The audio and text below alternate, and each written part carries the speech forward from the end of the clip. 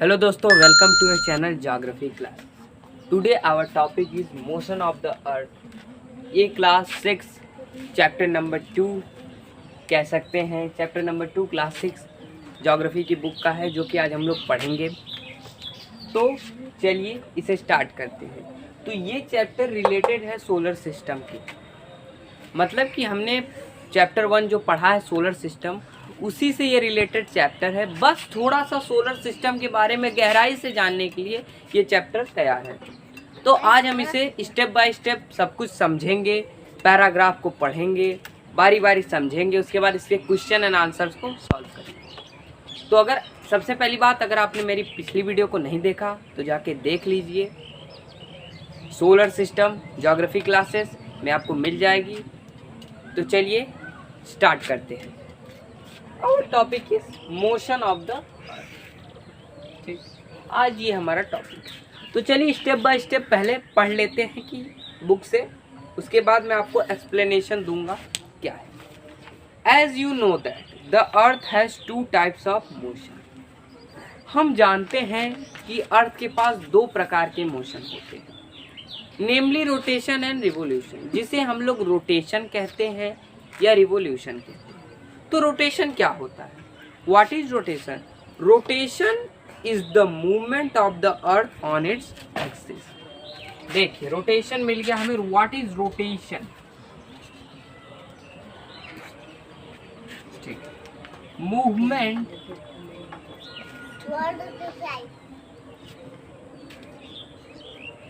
of the earth on their axis। ठीक, movement of the earth on their axis, मतलब earth का movement उसके axis पर होना, इसे हम लोग रोटेशन कहते हैं।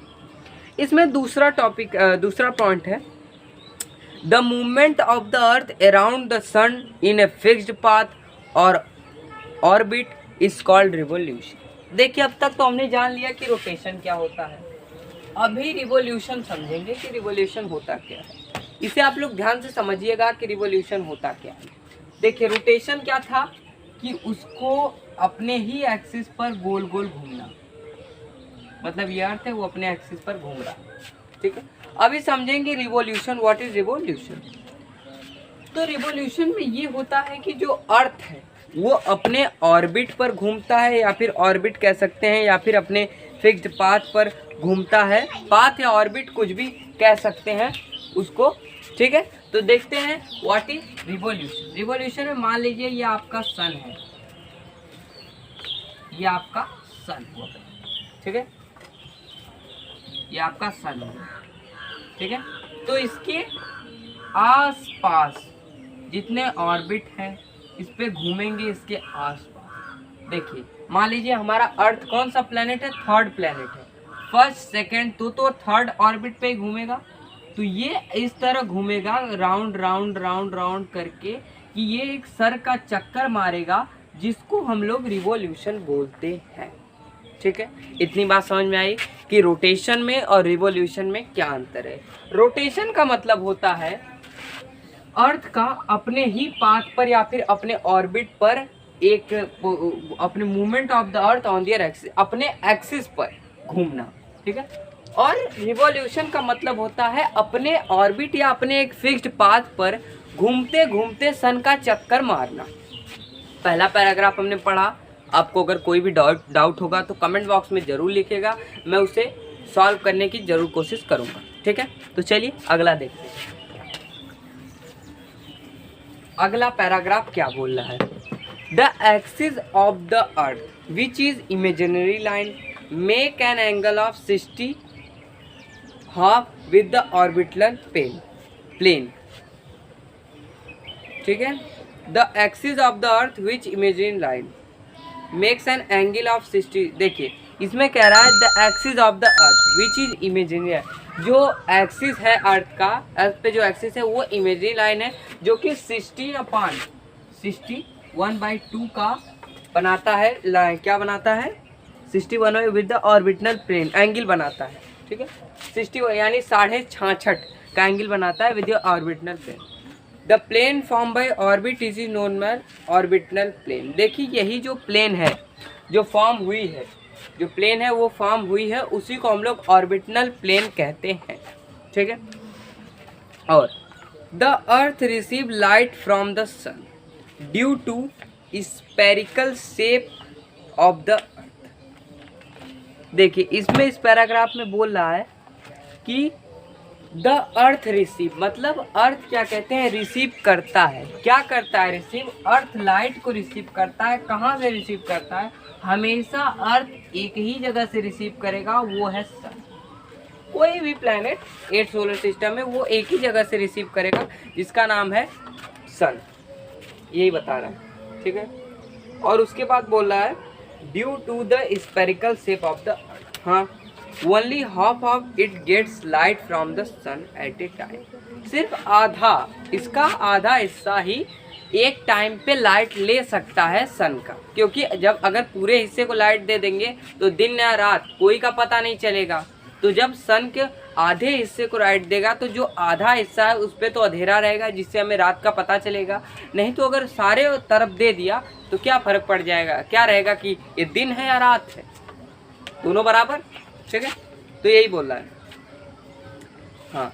द पोर्शन, देखिए एक फिगर शो होगा 3/2 day and night of the earth. देखिए मैंने अभी समझाया है, इसमें एक फिगर है, मैं आपको बना के दिखा देता हूँ क्या फिगर कह रहा है।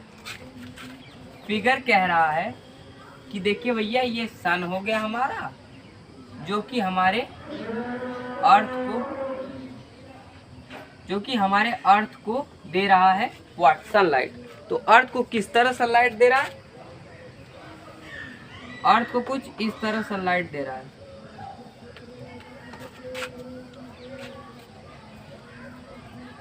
हाँ इस तरह, जिसमें से कि ये साउथ पोल है SP और ये नॉर्थ पोल है NP, ठीक है। तो यही है day and night of the due to rotation. यही समझा रहा है ये फिगर कि डे एंड नाइट क्या है, रोटेशन मतलब यही। देखिए ग्रिड है इसकी, मतलब कह रहा है कि इसके आधे हिस्से को लाइट दे रहा है और आधे हिस्से को नहीं दे रहा है। क्यों नहीं दे रहा है? क्योंकि जब सन अपने ऑर्बिट से रोटेट होके इस तरह से घूमेगा इधर, तभी बचा आधा हिस्सा फिर से उस पर लाइट मिलेगा, ठीक है। तो आधे हिस्से को ही लाइट इसलिए मिलती है, तभी हमें 12-12 घंटे का दिन और 12 घंटे की रात मिलती है। दोनों जोड़ के 24 घंटे का दिन बोलते हैं, हालांकि ये गलत है। सिर्फ 12 घंटे का दिन और 12 घंटे की रात होती है, समझे आप? एकदम समझ जाइएगा। कोई डाउट होगा बेझिझक कमेंट बॉक्स में लिख दीजिएगा। चलिए अभी आगे देखते हैं। ये फिगर मैंने आपको समझा दिया क्या बोल रहा है। उसके बाद the portion of facing sun experience day while it half of from the night called a circle of the illumination, ठीक है। The circle does not coincide with the axis you see in the figure. The earth take about 24 hours to complete one rotation of the axis. यही बोल रहा है कि अर्थ को 24 घंटे लगता है एक राउंड मारने में, क्या कहते हैं, अपने एक्सिस पे। अगर 12 घंटे वो उजाला दे रहा है तो 12 घंटे ही वो उजाला नहीं देगा, मतलब सन की प्रकाश 12 घंटे ही अगर उस पर पड़ती है। तो इसीलिए हम लोग भी घूमते रहते हैं अर्थ के साथ, लेकिन हमें पता नहीं चलता है। तो घूमने का इसलिए हम लोग पता कर सकते हैं कि जब हमारा अर्थ अपना साइड बदलता है रोटेट करके 12 घंटे बाद उस तरफ चला जाता है नॉर्थ पोल के, तो क्या कहते हैं, उस तरफ आती है लाइट। अगर उसके बाद फिर जिस तरफ हमारे साउथ पोल में अंधेरा रहता है, क्यों रहता है? क्योंकि वहाँ पे सनलाइट नहीं आ सकती, ठीक है। आप समझ गए होंगे। तो यही कह रहा है। चलिए नेक्स्ट पैरा समझते हैं क्या बोल रहा है। What would happen if earth did not rotate. क्या बोल रहा है कि क्या होगा अगर हमारी धरती है वो रोटेट ही ना करे, मतलब एक जगह पे ठप्प हो जाए तो क्या होगा, वही बताना चाह रहा है क्या होगा। देखिए इसमें एक फैक्ट है। Do you know the ancient Indian astronomer Aryabhata has stated that the earth is round and rotates on its own axis. यही बता रहा है कि आप जानते हैं कि Indian astronomer Aryabhata had state that, उन्होंने सिद्ध किया है the earth round is round and rotates on its axis. Earth round है, गोल है, और वो अपने एक्सिस पर घूमती रहती है। ये एक फैक्ट है, इसे आप जान लीजिए, खाली दिमाग में डाल लीजिए, ये आर्यभट्टा के थ्रू बताई गई है।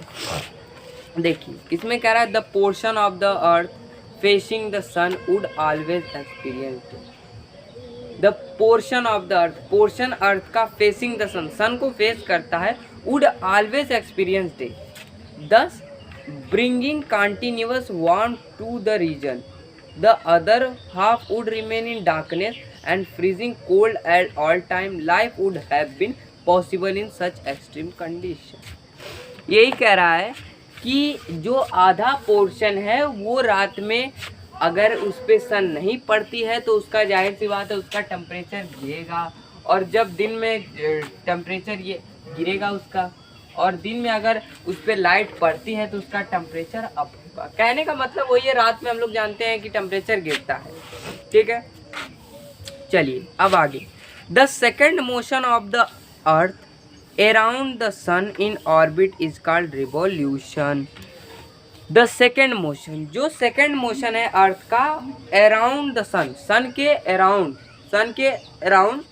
वो क्या कहते हैं, in the orbit is called revolution, उससे revolution. It takes 365 1/4 days once year to revolve around the sun. देखिए ये बोल रहा है कि ये 365 365 डेज एंड 1/4 डेज लेता है सन का एक राउंड मारने में।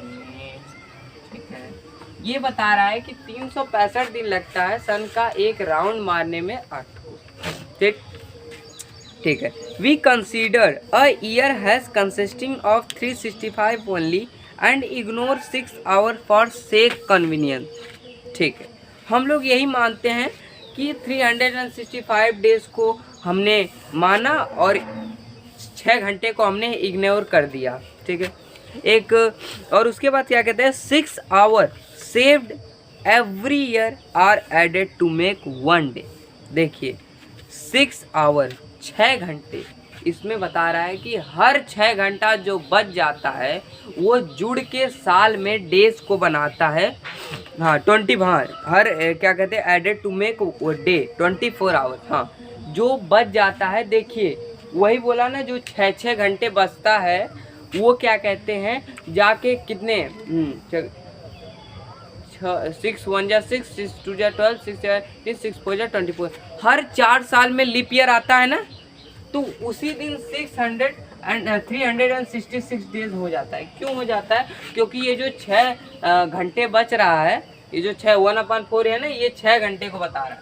ठीक है, 1/4 मतलब 1/4 6 घंटे को बता रहा है कि जो 6 घंटा बचता है वो जाके लीप ईयर में हर 4 साल में एक दिन बनाता है, जो कि हमारे इसमें जुड़ जाता है 365, इसीलिए हम उसको लीप ईयर बोलते हैं।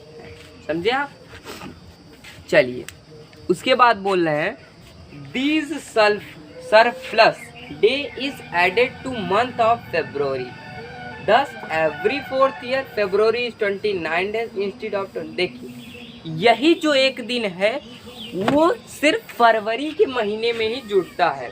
आपने सुना होगा अपने आप से घर वाले से कि आज हर 4 साल के बाद फरवरी 29 दिन की हो जाती है, और आपने कई बार नोटिस किया भी किया होगा कि हाँ 29 डेज की हो जाती है, क्योंकि फरवरी 28 ही दिन की होती है।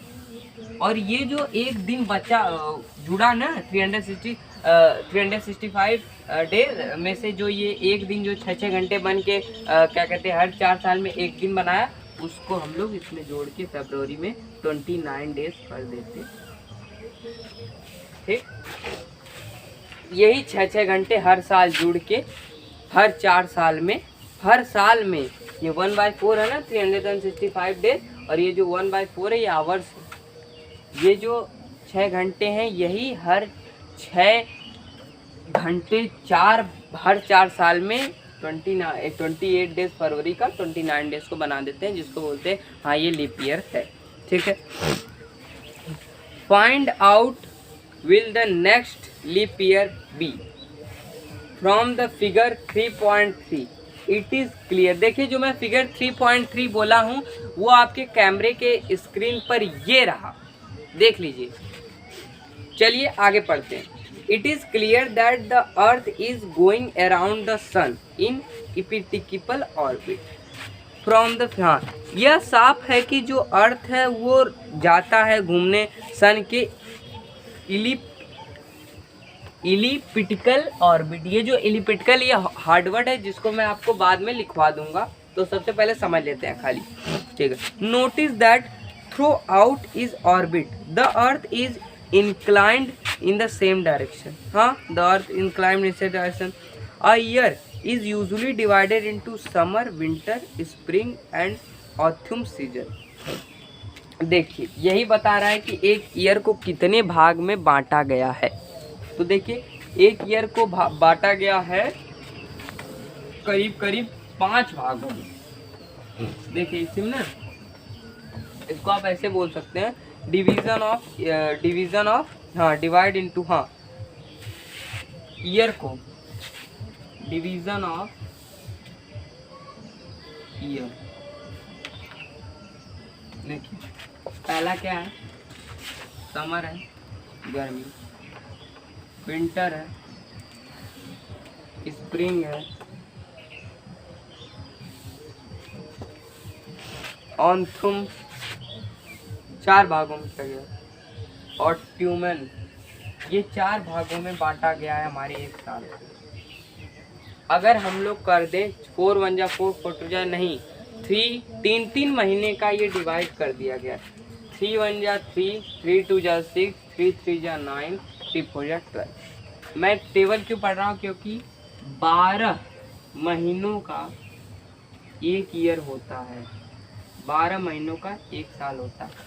तो समर, विंटर, स्प्रिंग, ऑटम, ये सारे जो सीज़न हैं इनको 3 महीने दिया गया है कि हाँ भैया 3 महीने समर रहेगा और 3 महीने विंटर रहेगा, 3 महीने स्प्रिंग सीजन रहेगा और 3 महीने ऑटम सीजन रहेगा। ठीक है, ठीक है। Change due to change in the position of earth, हाँ ये सब होता रहता है, अपना सीजन आता रहता है अर्थ के घूमने के हिसाब से, सन के। ये अपना सीजन डिसाइड है, जो कि अर्थ जैसे जैसे घूमता है वैसे वैसे सीजन चेंज होते हैं, वैसे वैसे अलग अलग सीजन आते रहते हैं। अगर कोई डाउट होगा तो प्लीज़ आस्क मी। तो चलिए अगला पैरा देखते हैं कि क्या बोल रहा है।